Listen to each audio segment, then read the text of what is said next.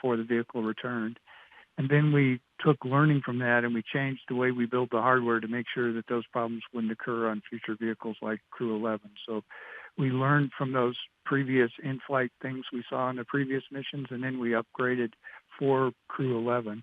And then we also did a significant amount of testing to ensure that, like, for example, the new drogue chute system we're going to use for this Crew 11 flight, we tested it with a rocket sled to make sure that it would actually deploy correctly.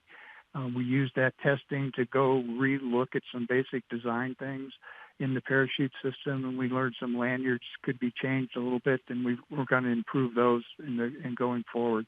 So again, I think the advantage of continuing to learn and continuing to make changes is you get a chance to go back and take a look at your hardware again, look at it with a different set of eyes, and sometimes it helps that maybe a newer engineer gets to look at something that someone else had done before, several years before, and they find some weaknesses in the analysis, and then we get a chance to go either test, validate that analysis, and improve. And I think that's a way you can keep flying reliably and flying safe, is just never assume that the vehicle is ready. You don't get complacent.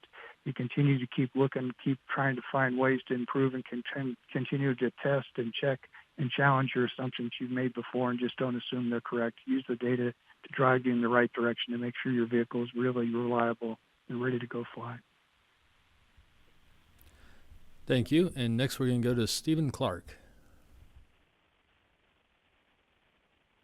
Hi, thanks for taking my question. Stephen Clark, Ars Technica. Most of my questions have been asked, but I'll take the opportunity to follow up on a question that Gerst answered earlier. What's the long-term plan for LZ2? Is that going to be retired at some point in the near future or medium-term future as you move those landing pads over to Slick 40 and 39? Thanks.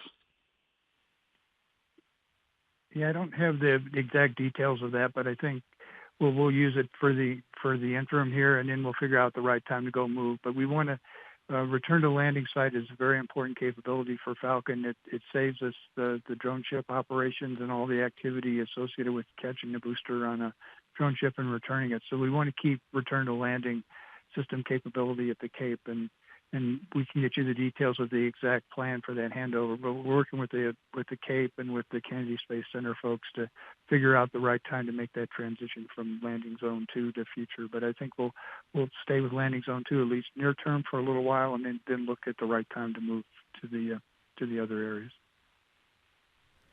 Thank you. Coming back into the room for the next question, going to take Will.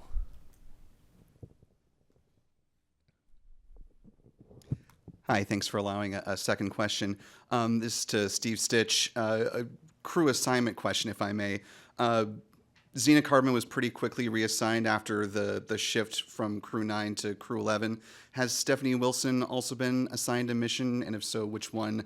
And then secondly, a couple of the folks that are flying on Crew 11 are coming over from Starliner 1.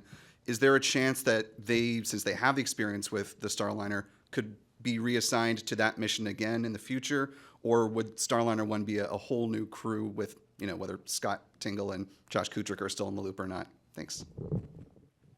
Yeah, boy, I've been so focused on Crew 11, I haven't thought much about crew assignments. Would have to get back with you. I'm not sure Stephanie's been assigned yet.